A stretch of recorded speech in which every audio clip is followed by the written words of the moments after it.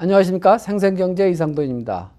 오늘은 법무법인 미래의 김영원 변호사님을 모시고 이민개혁안과 경제에 대해서 알아보는 시간을 갖도록 하겠습니다. 변호사님 안녕하십니까? 안녕하세요. 얼마 전에 발의된 포괄적 이민개혁안의 골자는 무엇입니까?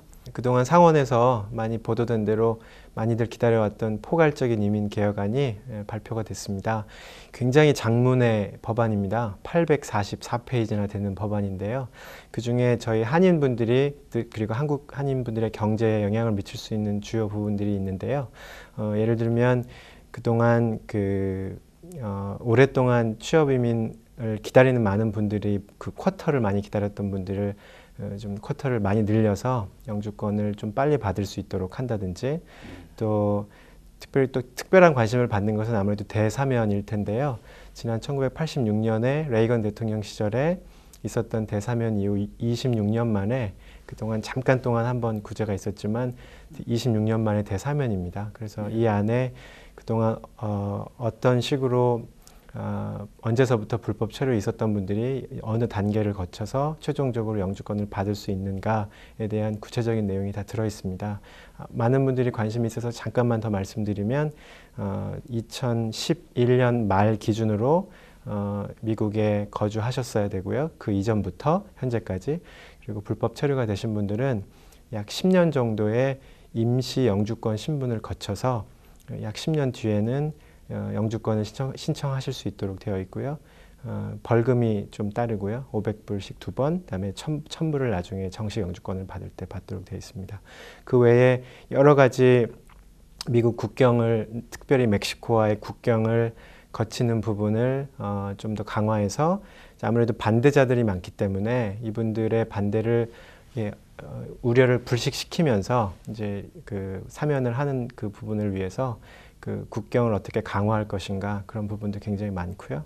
그래서 굉장히 많은 부분에 가족 초청이라든지 여러 가지 분야에 변화들이 예상이 됩니다. 다만 한 가지만 더 말씀드리자면, 이번 발표된 것이 법안입니다. 법안. 상원에서 발표한 법안인데, 법안이라는 것은 비록 이번 법안이 상당히 많은 그 공화당, 민주당 양당의 그 조율 끝에 나왔기 때문에 가능성이 많이 있지만, 의회에서 통과가 된 건 당연히 아니고요. 앞으로 그 논의 과정에서 얼마든지 수정이 될 수 있습니다. 그래서 지금 당장 그런 신분이 이제 복원되는 거를 전제로 이민 사기라든지 또 변호사들뿐만 아니라 잘못된 정보가 굉장히 많이 있습니다. 그래서 그냥 주목을 하시고 어떻게 결론이 날지는 앞으로 최소한 몇 달이 지나야 알 수 있을 것 같습니다.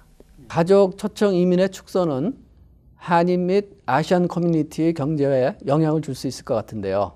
예, 그 이민 개혁안 내용 중에 보면 특별히 저희 한인 이민 사회뿐만 아니라 아시안 이민 사회, 왜냐하면 이 이민 사회가 그동안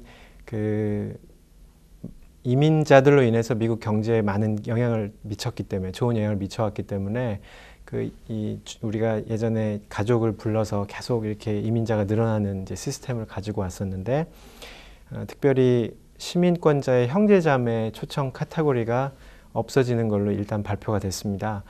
그 말은 비록 시간이 굉장히 많이 걸리더라도, 예를 들면 지금 현재 시민권자가 형제자매를 초청해서 그분들이 여기서 영주권을 받을 때까지는 약 12년 정도, 굉장히 오랜 기간이 걸리는데요.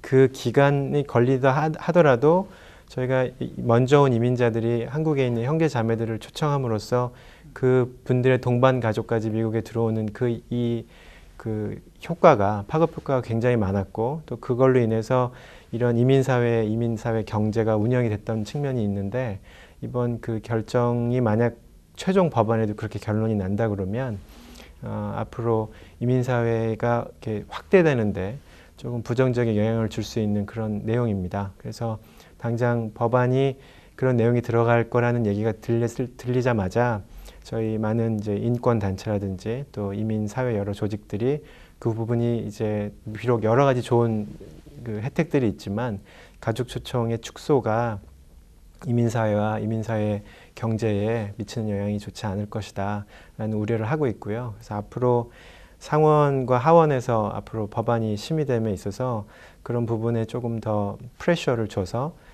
그 부분이 철회가 된다든지 아니면 뭐 좀 다르게 결론이 난다든지 그런 좀 필요성이 좀 있어 보입니다.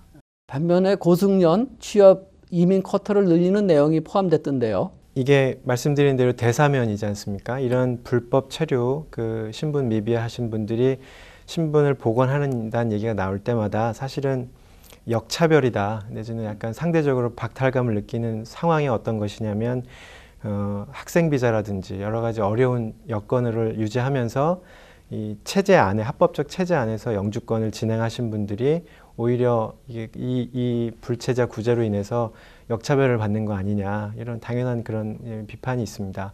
다행히 상원뿐만 아니라 모든 이민 변호사나 단체들에서 그런 문제의식을 다 알고 있고요.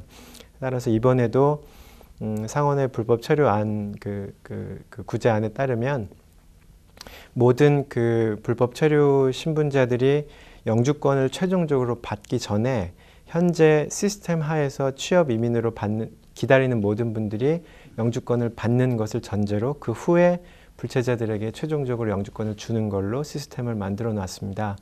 그렇기 때문에 예를 들면 그 현재 예를 들어서 3순위 취업 이민 3순위 숙련공 그리고 학사 학위자 이하의 모든 3순위 취업 이민은 현재 한 6년 정도의 대기 기간을 거쳐야지만 취업 이민 영주권을 취득하는데요.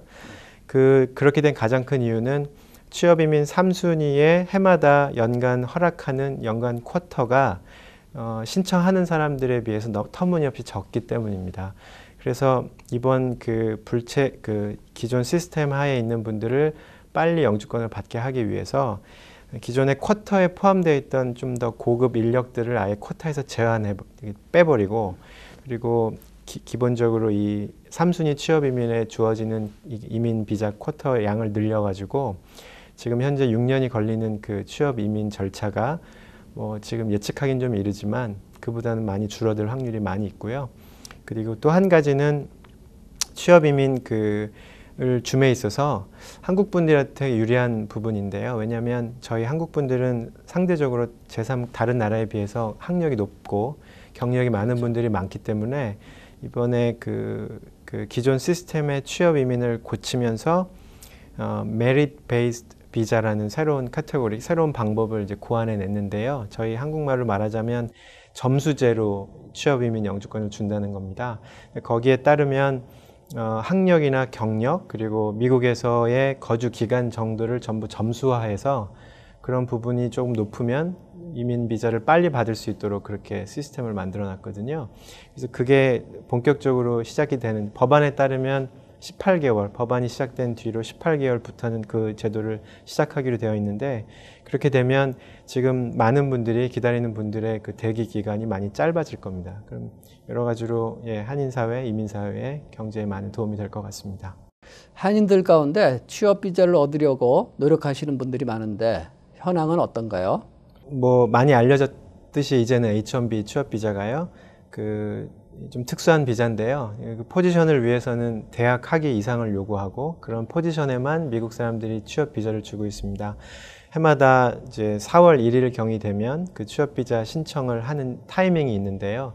이 미국 경제가 지난 2008년에 어려워진 다음부터 이제 5년이 됐는데요. 다행인지 불행인지 잘 모르겠는데 어떤 거냐면 원래는 그 한인사회에 저희가 느끼는 이런 스몰 비즈니스나 이런 부분들은 아직도 어려움을 토로하시는 분들이 많지 않습니까? 그런데 H-1B는 성격상 IT와 약간 첨단 산업 중심의 취업 비자거든요. 그래서 여러 가지 그 H-1B의 신청자가 해마다 얼마인지가 미국 경제에 좀 첨단 산업 쪽은 얼마나 지금 회복이 됐는가를 어떤 바로미터 영향을 기능을 하고 있는데 지난 한 4년 동안 1년에 6만 5천 명 주는 취업 비자가 안 찼습니다. 1년에 6만 5천 명도 신규로 취업 비자를 얻을 필요가 없을 정도로 미국 산업계가 어려웠던 거죠.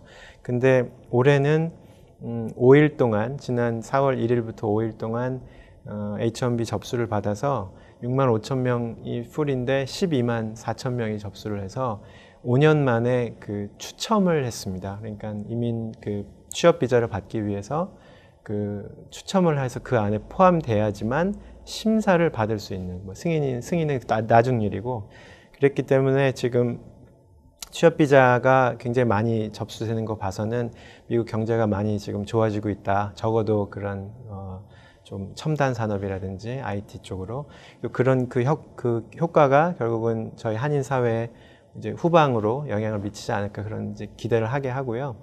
또 이번에 추가된 그 불체 그 개혁안, 이민 개혁안에 다행히 또 이런 부분들이 있습니다. 취업 비자는 아까 말씀드린 대로 6만 5천 개인데 한 13만 5천 개 정도로 거의 2배 가까이 그 늘리는 쿼터를 늘리는 거죠. 그래서 앞으로 산업계에서 그런 이제 비자의 요구가 있을 경우에 그 비자를 좀 더 쉽게 받을 수 있도록 이제 바뀔 것 같고요. 이제 또 한 가지 말씀드리자면 그 W 비자라는 이제 새로운 비자 타입도 지금 이제 새롭게 이제 고안이 되고 있는데 그게 뭐냐면 이제 우리가 흔히 말하는 취업 비자라는 게 대학을 나온 사람을 뽑는 포지션에서만 이제 일자리를 주는 취업 비자를 주는 거였기 때문에 사실은 많은 공장 저희가 한국에서 블루 칼라에 해당하는 인플로이들을 뽑을 수 있는 비자가 없었습니다. 그래서 그동안 어쩔 수 없이 불법 체류자들이 다량으로 양산되는 그런 결과를 가져왔는데요. 네, 그래서 이번에 새로 그 비숙련 이제 비자죠. 새로운 비자 타입인 W라는 비자 타입을 만들어서 그 비자 타입에 해당하는 경우는 이제 굉장히 까다로운 여러 조건들이 있긴 합니다만 통과가 되게 되면 아마 그 대학을 나오지 않은 일반적인 그 일자리에도 비자를 받을 수 있게 되어 있기 때문에 여러 가지로 좀 현실화되는데 미국 경제가 좀 더 잘 돌아가는데 도움이 되는 그런 법안인 것 같습니다. 아, 예.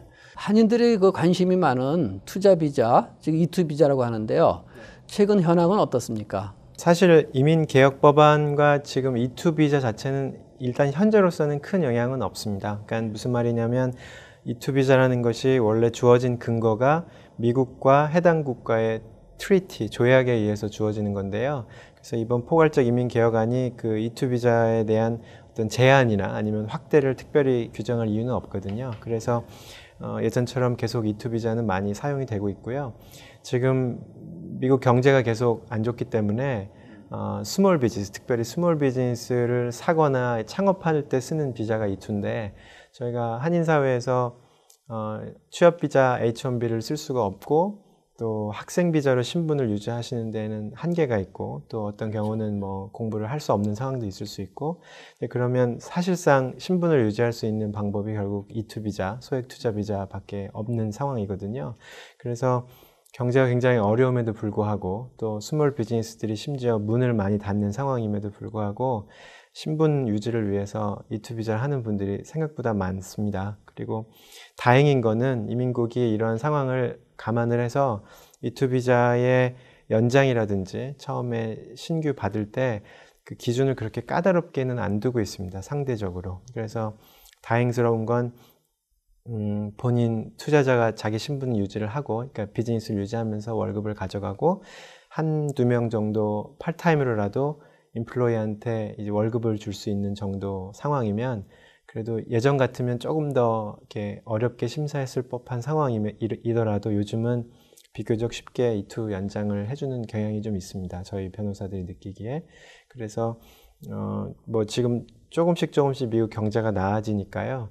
만약에 그 본인 생각에 그 E2 그러니까 어떤 한번 많은 돈은 아니더라도 예를 들어서 한 몇만 불 이상 정도 투자를 해서 작은 걸 인수하더라도 한번 돈을 벌면서 신분도 만들 수 있도록 하는데 마음이 있으시면 E2 비자는 아직도 많이 잘 쓸 수 있는 좋은 비자인 것 같습니다. 예. 그러면은 그 최소 금액이 정해져 있나요?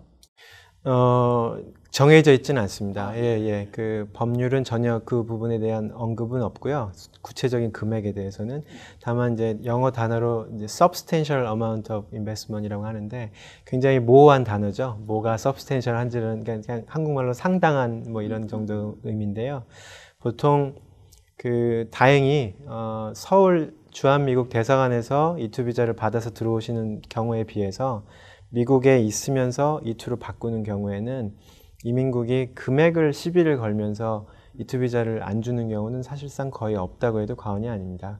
따라서 저희가 통상 그 함부로 말할 수 있는 건 아니지만 뭐 한 5만 불 정도 이상이면 적어도 뭐 금액은 그렇게 문제 삼지 않는다. 물론 이제 투자 금액이 적으면 저희가 모든 이 경제 원리이기도 한데 많이 투자를 하면 굉장히 리턴이 많은 비즈니스를 살 수 있는 거잖아요. 사실상. 그렇죠. 그러니까 이 금액이 작은 비즈니스라는 얘기는 결국 이 수익이 날 확률이 좀 적을 확률이 많지 않겠습니까? 그러다 보니까 E2 비자를 받는 거는 문제가 아닌데 E2 비자를 연장을 하면서 계속 운영을 하려면 너무 작은 비즈니스를 사면은 굉장히 그것 때문에 고전을 하시는 분들도 많거든요. 그래서 비자가 나오냐 마냐라는 접근보다는 이 비즈니스를 사서 그 비즈니스가 이게 make sense 한가, 이게 돈을 벌 수 있고 또 특별히 고용주 인플로이들한테 돈을 줄 수 있는 그 정도의 사이즈가 될 것인가,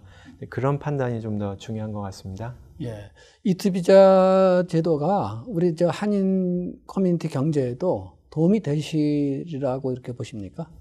물론이죠. 왜냐하면 사실은 물론 요즘 점점 이런 스트릿몰의 스몰 비즈니스라든지 이런 것들이 점점 이렇게 이제 사양의 길을 걸어가는 측면이 있습니다만, 저희 한인분들이 전통적으로 많이 하셨던 세탁소나 뭐 뷰티 서플라이는 요즘 많이 좀 슬로우하죠. 뭐 네일 스토어라든지 이런 작은 스토어들을 저희가 스몰 비즈니스로 하는 부분들은 다 E2 비자의 굉장히 전형적인 비즈니스입니다. 그렇기 때문에 저희 시카고 한인사회라든지 저희 미중서부 한인사회가 움직임에 있어서도 계속 유입되시는 분들이 할 비즈니스가 있어야 되고, 그 비즈니스가 계속 유지가 되는 거는 결국 이 E2 비자를 통해서 신분도 유지하시면서 한인사회에 이렇게 돌아갈 수 있게 하는 측면에서 굉장히 계속 필요할 것 같습니다. 그러시면은 최근에 또 그 투자 이민 관련돼 갖고 좀 뭐 과열 양상을 띠고 있다 이런 이제 내용도 많이 좀 얘기가 되고 있는데요. 투자 이민 제도에 대해서 간략하게 설명해 주시죠. 예, 이게 많은 분들이 용어에서 헷갈리시는데요. 그러니까 미국 이민법상 투자에 의해서 얻을 수 있는 베니핏은 크게 두 가지입니다. 하나는 비자를 얻는 거고요. 그게 제가 말씀드린 소액 투자 비자고요. 비자라는 거 결국 템포럴입니다. 결국 몇 년 있으면 끝나는 걸 전제로 받는 거고요. 그 투자 금액이 많아지면 이민국이 정한 금액 이상을 하고 기준을 충족을 시키면 비자를 넘어서 아예 영주권을 주는 거죠.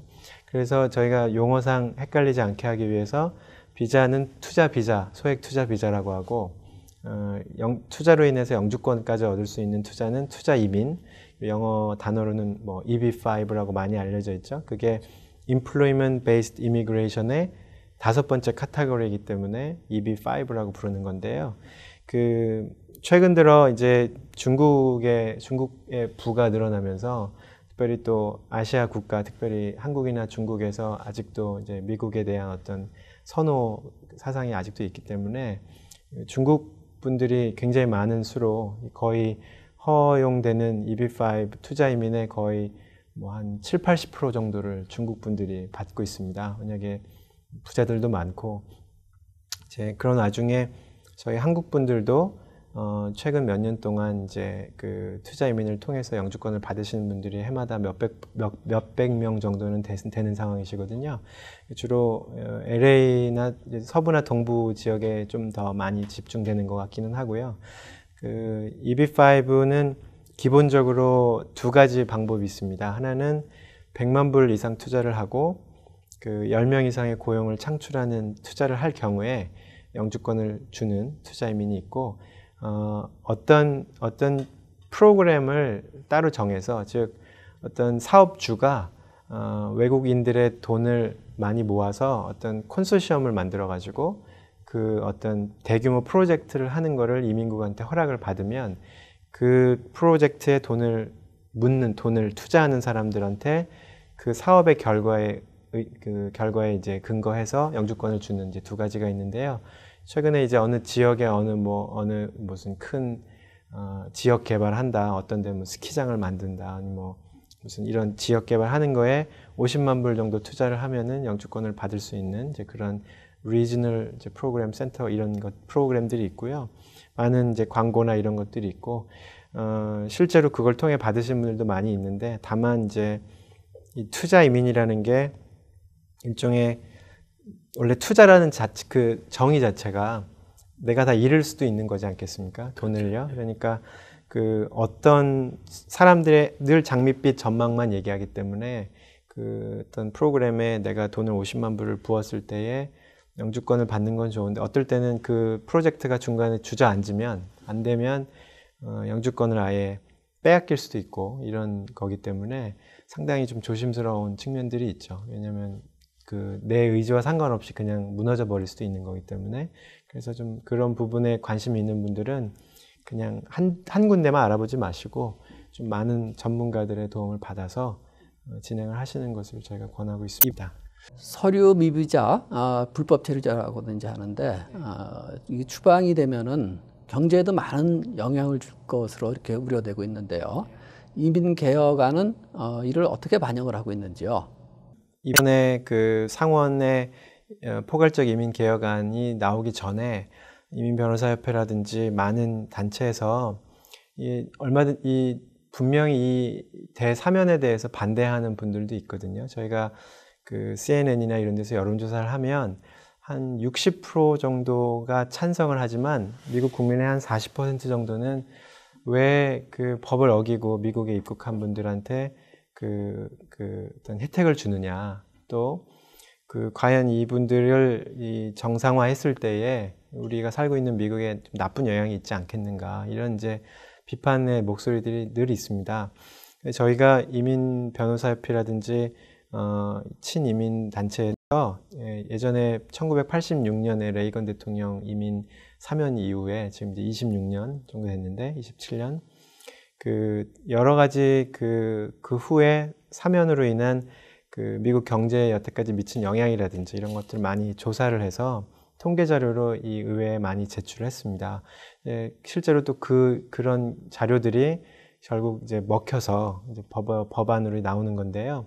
사실 저희가 이민자들이 미국 경제에 크게 이민 사면이 되면 아무래도 그동안 캐시로밖에 운영이 안 되던 뭐 수입이라든지 여러 가지 그런 것들이 이제 정상적으로 텍스를 떼는 인컴이 될 수 있고요. 가계 수입이라든지, 그리고 여러 가지로 이게 블랙 마켓처럼 이렇게 밑으로 있던 많은 부분들이 이게 이제 지면 위로 올라오면 미국 경제에도 좋은 트리거를 할 수 있는, 경제가 다시 살아나는 데도 좋은 영향을 미칠 수 있고, 또 각각 개인들도 정상적으로 이제 월급 생활자가 되고 또 텍스를 떼는 인플로이가 됨으로써 미국 경제가 잘 돌아가는데 정말로 좋은 영향을 미칠 수 있다는 저희가 이 통계 자료도 있고요. 그래서 이번에도 이 상원에서 앞으로 이제 당분간 한 몇 달 동안에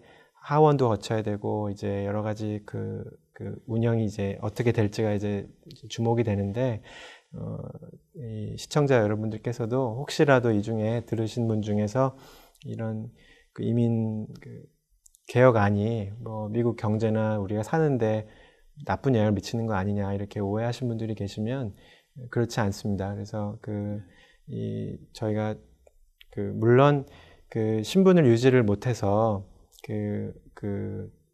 하지 못한 어떤 그런 부분에 대해서는 페널티로 미국 또 경제, 어떻게 보면 또 그런 게 또 미국 경제에 도움이 될 수도 있겠죠. 그러다 보니까 앞으로 진행되시는 것들 좀 주목해 보시고요. 그래서 아마 제 생각에는 올해는 공화당이 이 오바마 대통령이 재선이 되면서 라틴, 히스패닉 표를 무시할 수가 없고, 그 표를 움직이는 가장 큰 동인 중에 하나가 이 불체자 구제, 이민개혁, 대사면이라는 이슈가 명백하기 때문에 상당히 다른 때에 비하면 통과될 확률이 많긴 합니다. 그렇지만 이제 초두에도 말씀드렸듯이 아직은 이 법이 시작이 된 게 아니고요. 이제 법안으로서 법의회 통과와 대통령 서명을 기다리면서 이제 고쳐져야 되는 그런 상황이기 때문에 섣불리 어떤 행동을 하지 마시고 앞으로 진행되는 것을 좀 주목해서 보시면 좋을 것 같습니다. 예. 오늘 여러 가지 도움 말씀 대단히 감사합니다. 감사합니다. 지금까지 김영원 변호사님을 모시고 이민 법안과 경제에 대해서 알아보는 시간을 가졌습니다. 그럼 다음 시간에 또 뵙도록 하겠습니다.